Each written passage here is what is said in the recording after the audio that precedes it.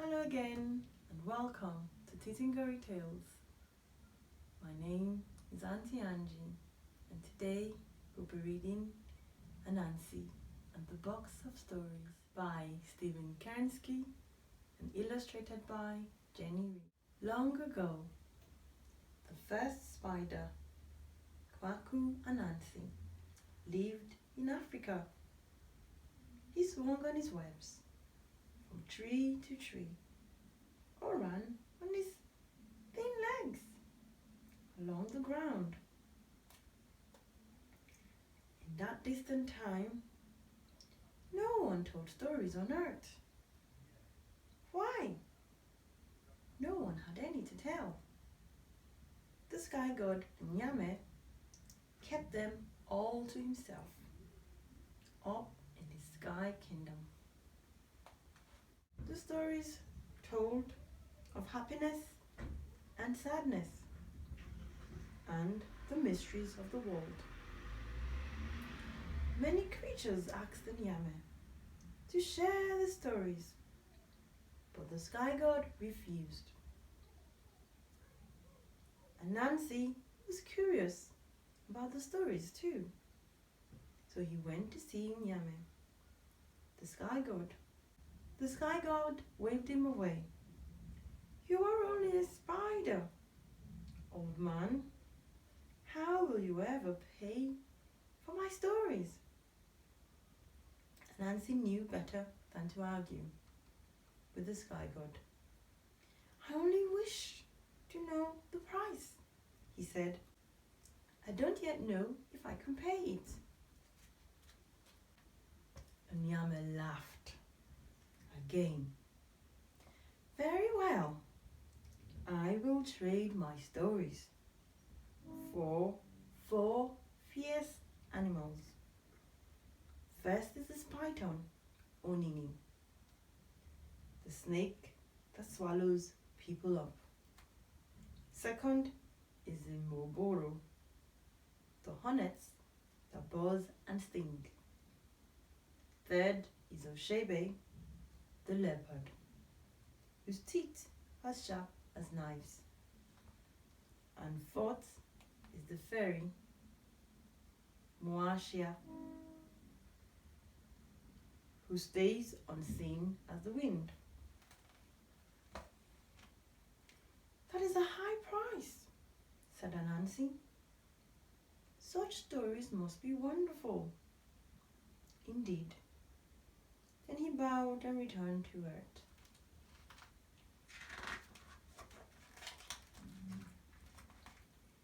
When Anansi got home, he told his wife Asho what Nyame had said. "I am no match for these creatures in strength or speed," Anansi said. "How can I capture Onini?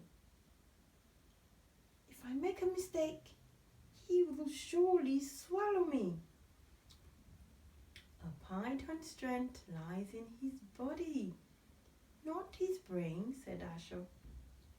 "You must outsmart him from the start." She paused.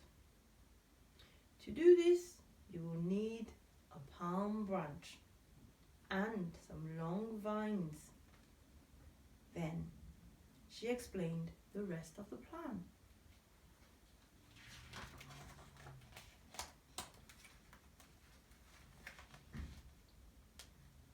Anansi took the branch and the vines to the stream near where Onini lived. "Onini is a great python," Anansi said loudly. "I am sure he's longer than this branch." Onini listened from the leafy shadows, and Anansi's words confused him. So he slid it out onto the palm. "What's that you were saying, spider?" the python asked.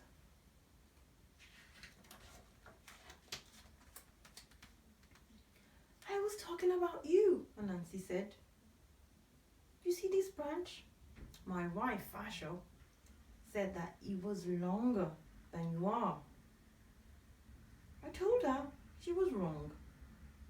This branch could not be longer than the greatest snake in the world. But my wife is very stubborn. She said I should come and see you and find out once and for all. Put the branch next to me, said Onini, and I will stretch out to my full length. Then we will see who is telling the truth. Anansi put down the palm branch and Onini leaned against it.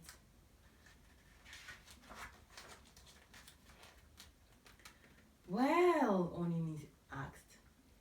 Patience, said Anansi. I must measure carefully.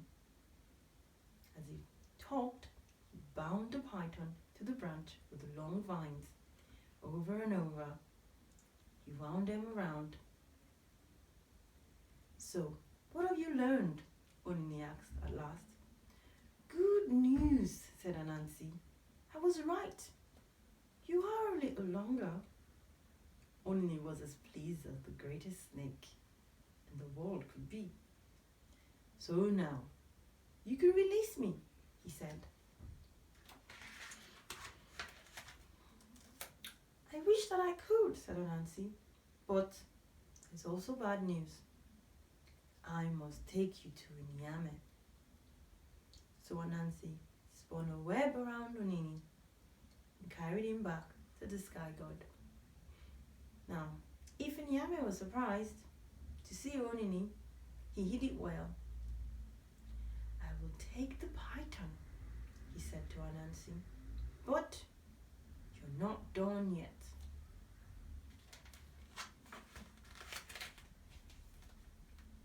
Anansi returned home to share the news with Asho.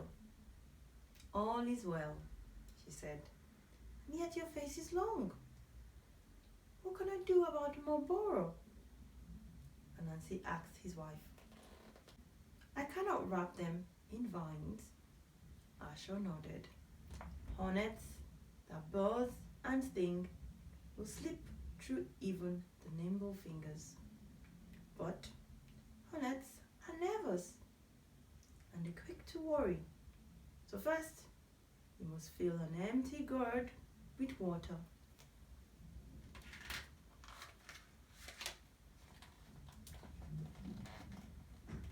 Anansi understood, and after I filled up the gourd, he went walking through the forest. Bzzz. Anansi heard the umoboros buzzing all overhead. He climbed up a tree above them. Then he sprinkled some water from the gourd onto their nest. The hornets buzzed louder. The rain is coming! The rain is coming! We will get terribly wet!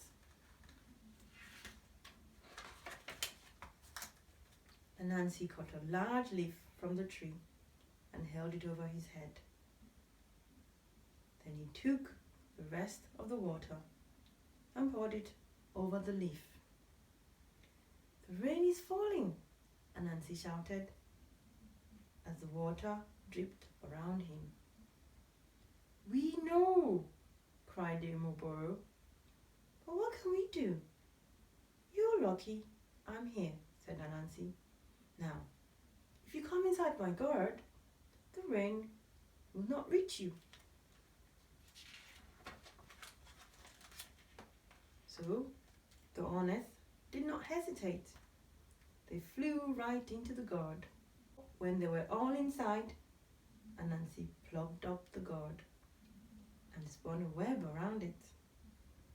You will be very safe from the rain now, he said.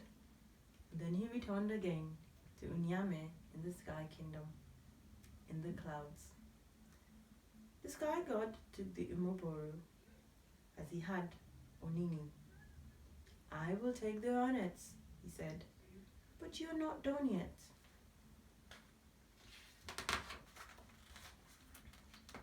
Again, Anansi returned home.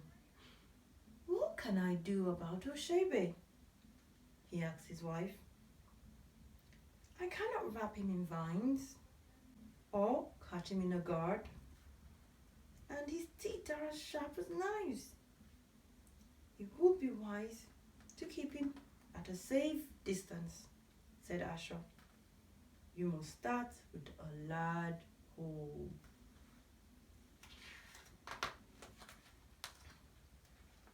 Anansi nodded. He knew what his wife meant, as he had dug such holes before. So Anansi returned to the jungle and found Oshebe's tracks. There he dug a deep hole.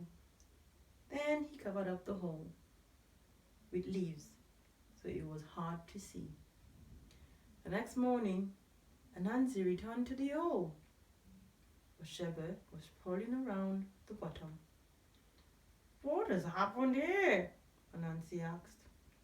Oshebe growled at him, showing teeth like knives. What do you think? I did not see this hole in the darkness and I fell in. How unlucky, said Anansi. This should be a lesson to you not to wander around in the dark. I do not care about lessons now, said Oshebe. I care about getting out. Whoever dug this hole will return soon to take me away. Perhaps I can help, said Anansi. I see some long sticks here. If I lower them down, maybe you could climb up on them. Hurry, said Oshebe. We may not have much time.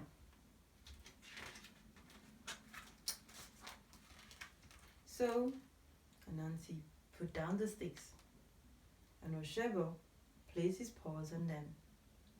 The sticks were wobbly. He complained. I'm doing the best I can, said Anansi. You must stay low and hold on tight. So Oshebe crept up the sticks, keeping his head down. But when he was almost out, Anansi hit him over the head with a club.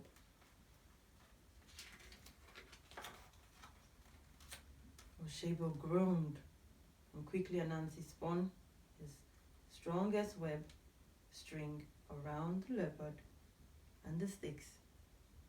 What are you doing? Oshebe roared. This is no escape.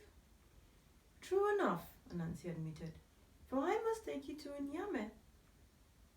Anansi returned to the sky god. Nyame was not surprised to see him. I will take the leopard, he said, but you're not done yet.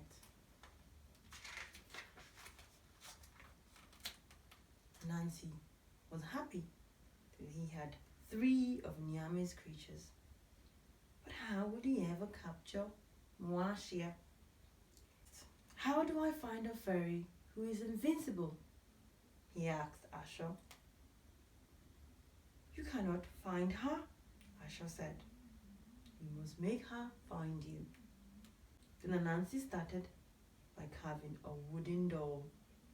And when he was finished, the doll looked almost real.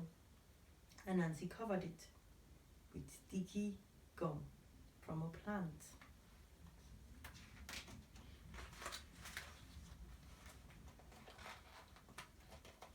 Anansi took the doll to the autumn tree where he knew the fairies played. He then pounded some yams in a bowl until they became a tasty paste. He put the bowl in the doll's lap. Then Anansi tied a vine to the doll's neck, and he went off to hide in the bushes. Before long, Mwashia came by. She saw the doll sitting alone under the autumn tree. She also noticed the pounded yams. May I have some of your food? She asked hungrily.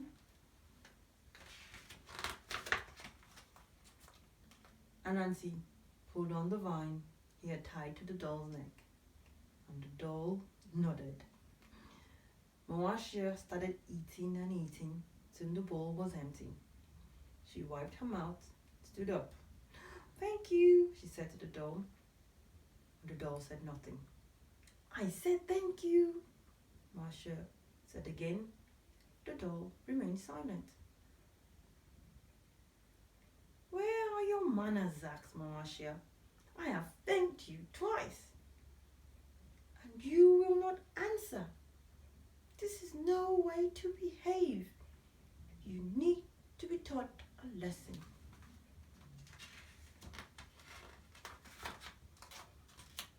So Moashia grabbed the doll's shoulder. She tried to pull her hand away, but it was held tight. She grabbed the doll with her other hand. Splat! Now Moashia was really mad. She kicked the doll with one foot and then the other. Both were then stuck as well. Then Anansi stepped out from the bushes. "What have we here?" he asked. Moashia vanished at once, but that did no good. Visible or not, her hands and feet were still stuck tight to the doll.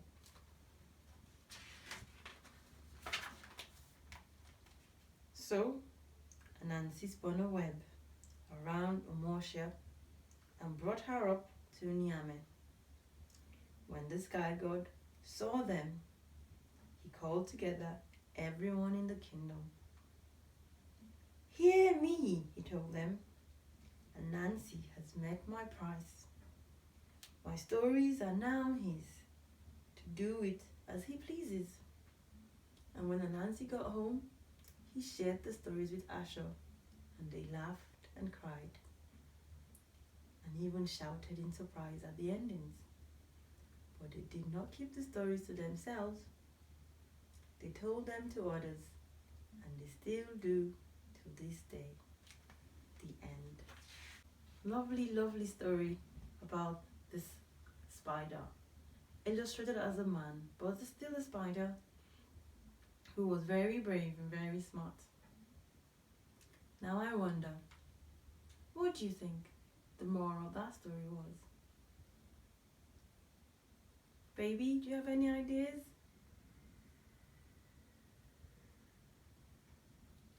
I think the moral of that story is be brave and wise. And also find good counsel when you're not sure what to do. Now, the spider, Anansi, had a very wise wife called Asho. And whenever he wasn't sure how to go about something, he asked for our advice. So, in life, find good people that are wise that you can go to for counsel, because there are just some things you can't do all by yourself. Now, I hope you've enjoyed listening to this story. Please subscribe, and hopefully see you next time on Titingori Tales. Bye-bye.